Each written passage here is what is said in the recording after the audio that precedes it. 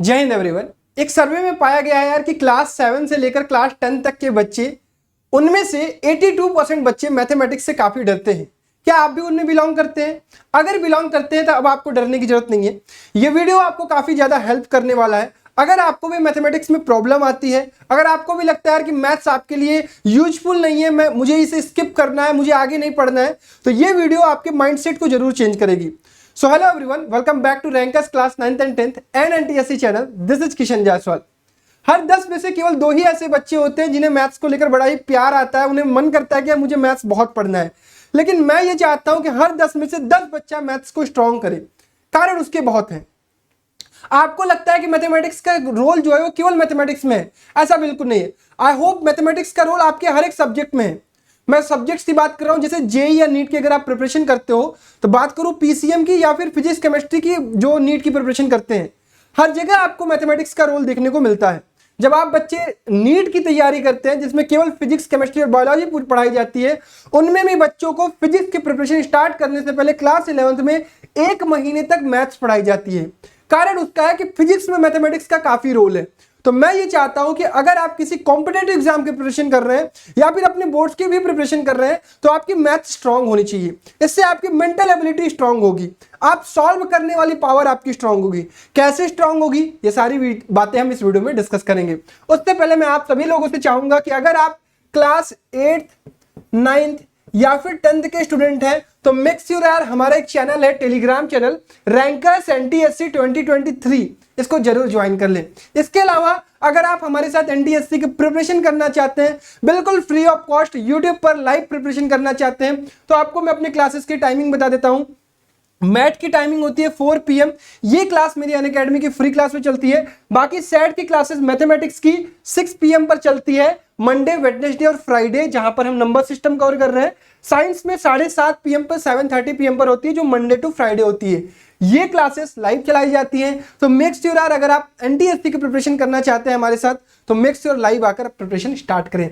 आज हम बात करने वाले हैं यार मैथमेटिक्स कितना ज्यादा आपके लिए इंपॉर्टेंट है। सवाल अगर आपसे नहीं बनते तो सवाल कैसे बनना शुरू होंगे, अगर आपका मैथ्स में इंटरेस्ट बिल्कुल नहीं है तो वो इंटरेस्ट कैसे डेवलप हो, कोई भी चैप्टर मैथ्स का कैसे पढ़ा जाता है, इन सारे चीजों का आपको जवाब इस सेशन में मिलेगा। साथ ही साथ हम कुछ प्रॉब्लम्स भी सॉल्व करेंगे, जिनको आपको सॉल्व करके मैं बताऊंगा कि प्रॉब्लम्स को सॉल्व करने का आपका अप्रोच क्या होना चाहिए। तो यार अगर आपको ये वीडियो लास्ट तक देखिएगा, पसंद आएगा तो मेक श्योर इस वीडियो को लाइक जरूर करिएगा, नए हैं तो चैनल को सब्सक्राइब जरूर कर लीजिएगा। मेरे प्यारे बच्चों, मैं सबसे पहले आपसे ये जानना चाहता हूं कि वो 82% बच्चे क्या इस यूट्यूब कम्युनिटी में मेरे फैमिली में भी बिलोंग करते हैं?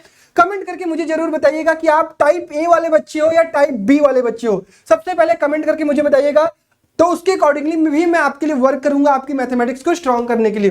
टाइप ए वाले वो बच्चे हैं जिन्हें लगता है कि मेरी मैथ्स भैया ठीक है, बिल्कुल भी ठीक है, मैं अपनी प्रिपरेशन कंटिन्यू कर रहा हूं आप सभी लोगों के साथ, मुझे कोई दिक्कत नहीं है। टाइप बी वाले वो बच्चे जिन्हें लगता है यार मेरी मैथ्स वीक है, मेरे से सवाल नहीं लगते हैं, मुझे मैथ्स से डर लगता है, वो बच्चे एक बार कमेंट करके जरूर बताएंगे ताकि मुझे पता चल जाए कि आपका नाम क्या है और कितनी ऑडियंस है मेरी जिनको मैथ्स में प्रॉब्लम होती है, ताकि मैं मैथ्स में और अच्छे से आपको पढ़ाऊं ताकि आपका स्ट्रांग हो जाए। ठीक है, चलिए, आई होप आपने कमेंट कर दिया होगा।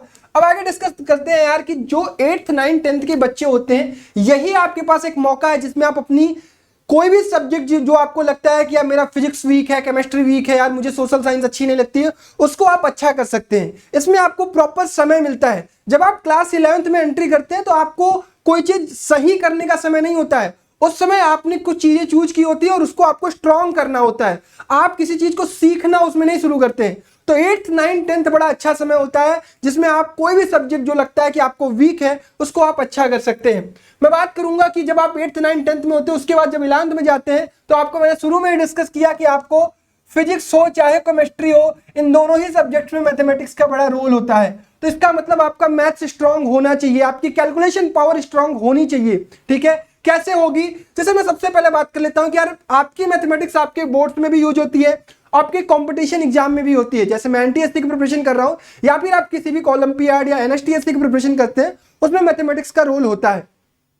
किसी भी चैप्टर को पढ़ा कैसे जाता है, सबसे पहले आप सभी लोग इस बात को समझिए और प्रॉपर तरीके से इस चीज को समझिए। जैसे मान लीजिए अपने आप क्लास 10th बोर्ड की प्रिपरेशन कर रहे हैं और मैथमेटिक्स आपका एक सब्जेक्ट है, कोई भी चैप्टर आप उठाते हैं तो सबसे पहले आपका काम यह होना चाहिए कि आप वो चैप्टर क्यों पढ़ रहे हैं, आप उस चैप्टर पढ़ने का पर्पज क्या है। शुरुआत में देखोगे चैप्टर के पहले पेज में ये एक पैराग्राफ या 2 पैराग्राफ में चीजें लिखी रहती हैं कि ये चैप्टर क्या समझाता है आपको। हमारी क्या गलती होती है, हम डायरेक्ट चैप्टर खोलते हैं, एग्जाम्पल पर पहुंचते हैं, 2-3 एग्जाम्पल करते हैं, उसके बाद एक्सरसाइज।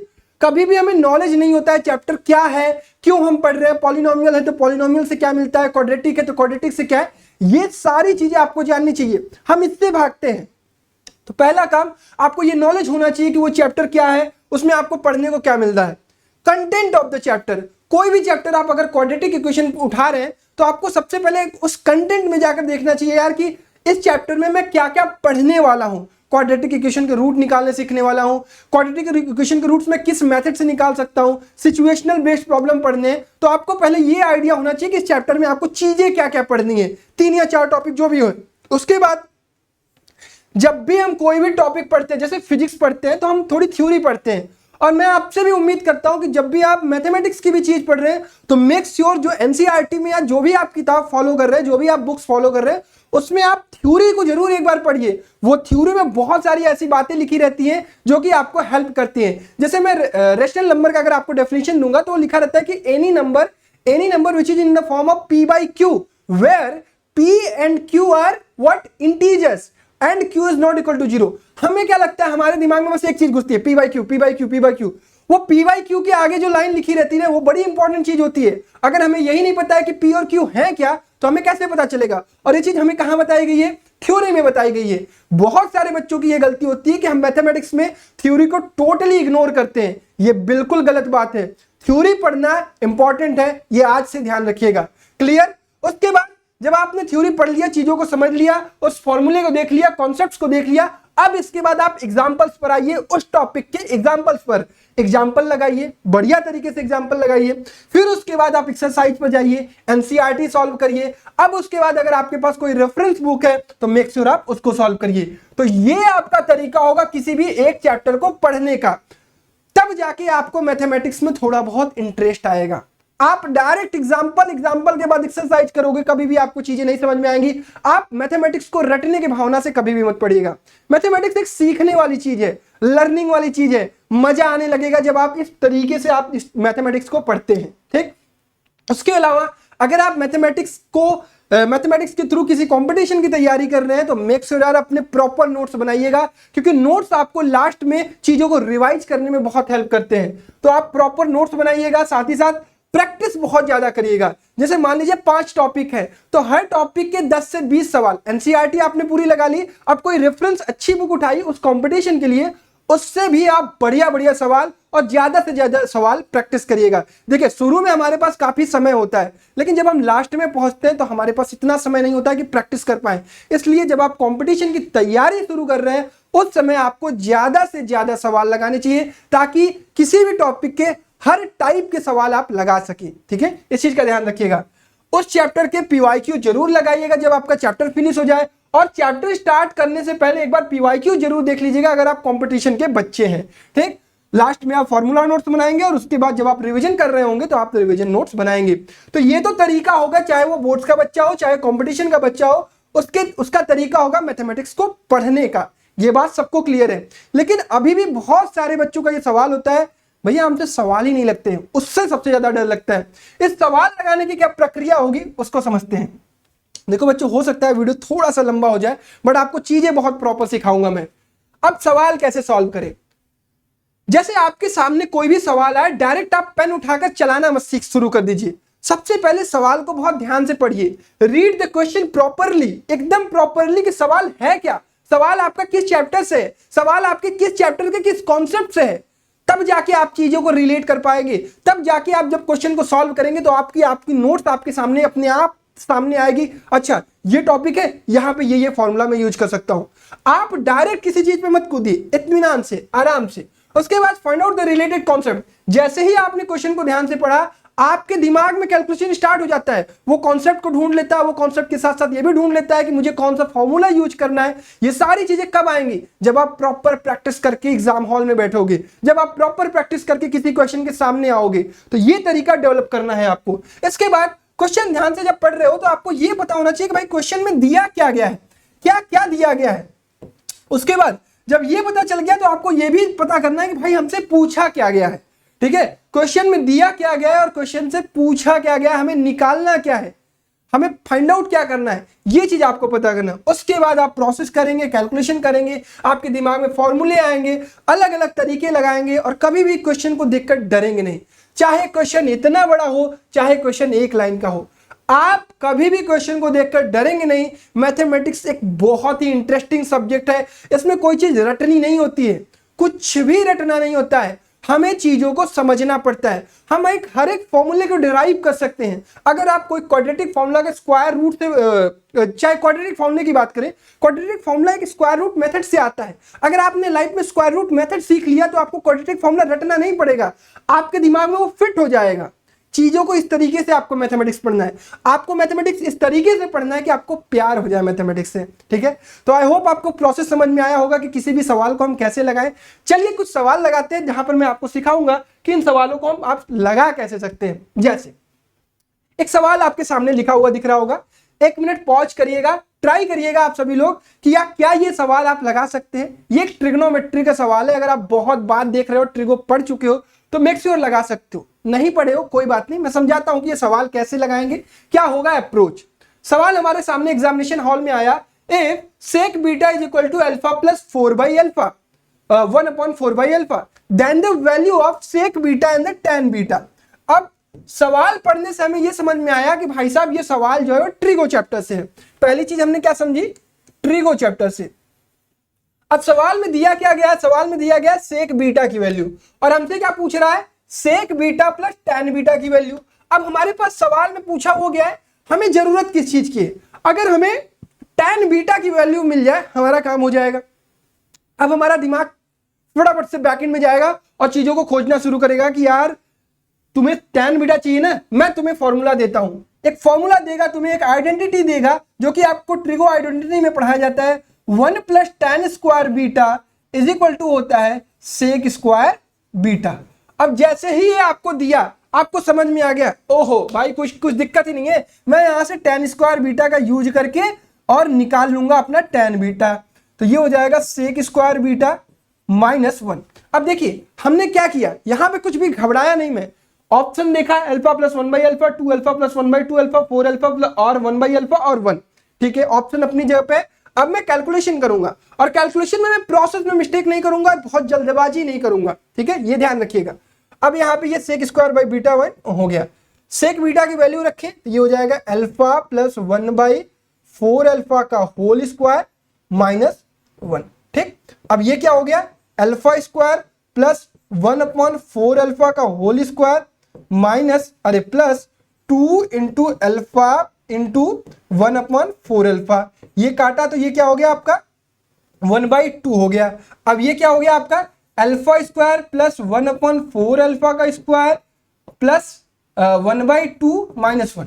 अब प्लस 1/2 -1, आपको एक चीज समझ में आ गया होगा कि मैं इसको डायरेक्ट लिख लेता हूं, क्यों एक लाइन बढ़ाऊं यहां पे मैं इसको लिख लेता हूं -1/2। अब आपको एक चीज समझ में आई होगी कि भैया ये तो वही चीज लिखी हुई है, ये क्या लिखी हुई है, ये लिखी हुई है अल्फा -1/4 अल्फा का स्क्वायर। अब ये चीज कितने बच्चों को नहीं दिखती है, क्यों नहीं दिखती है, क्योंकि अगर आपने इस चीज को ध्यान से नहीं किया होगा, ये प्रोसेस अगर आपने समझा होगा, इस चीज को मैं खोल के दिखाता हूं, मैं इसको लिख सकता हूं अल्फा स्क्वायर प्लस 1/4 अल्फा का होल स्क्वायर -1/2। ठीक है, ये लिखा हुआ है। अब मैं इसी को लिखता हूं 2 इंटू 1/4 अल्फा इंटू अल्फा। ये क्या लिखा हुआ है, ये क्या लिखा हुआ है, ये लिखा हुआ है 1/2। बोलो समझ में आया ये बात, ये क्या लिखा हुआ है, ये 1/2। अब इस लेवल पर आप कब पहुंचोगे, जब आप बहुत प्रैक्टिस करोगे, जब आप मेहनत करोगे। मैथमेटिक्स से आपको भागना नहीं है, कैलकुलेशन आसान होती है, आप एक एक स्टेप करते जाओगे, आपका राह खुलता जाएगा, आपसे सवाल लगने लगेंगे। लेकिन आप डरोगे, आप एक स्टेप करने के बाद कूदोगे तीसरे स्टेप पे, नहीं लगेगा सवाल। स्टेप बाय स्टेप चलना है आपको। हाँ, एक कंडीशन आएगी जब आपकी कैलकुलेशन स्ट्रांग हो जाएगी, आप कैलकुलेशन फास्ट करने लगोगे, कुछ चीजें आप स्किप करोगे, वो चीजें हेल्प करेंगी आपको कंपटीशन में। ठीक है, तो ये प्रोसेस होगा। अब यहां से हमने ये निकाला कि tan बीटा की वैल्यू क्या आ गई हमारे पास, ये tan स्क्वायर बीटा की वैल्यू है। तो यहां से हम लिख सकते हैं भैया tan beta is equal two plus minus 1 minus 4 upon alpha. Clear, ये अल्फा यहाँ अल्फा है, ठीक है।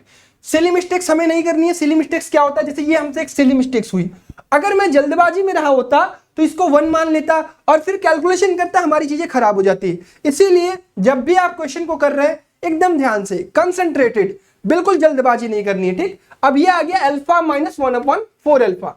अब यहां से हमसे पूछा गया सेक बीटा और टैन बीटा। क्लियर, तो यहां पे मैं साइड में करता हूं, ध्यान से समझिएगा, आई होप आपको चीजें समझ में आएंगी।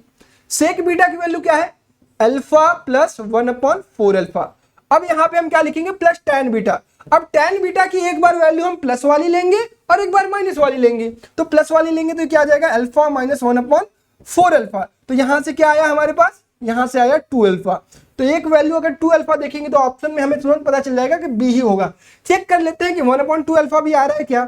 ये हो जाएगा alpha plus 1 upon 4 alpha minus alpha. अब माइनस करेंगे तो वो प्लस हो जाएगा 1 अपॉन 4 अल्फा। ये अल्फा से अल्फा गया, ये हो गया 2 upon 4 alpha is equal to 1 upon 2 alpha. बोलो समझ में आया ये बात।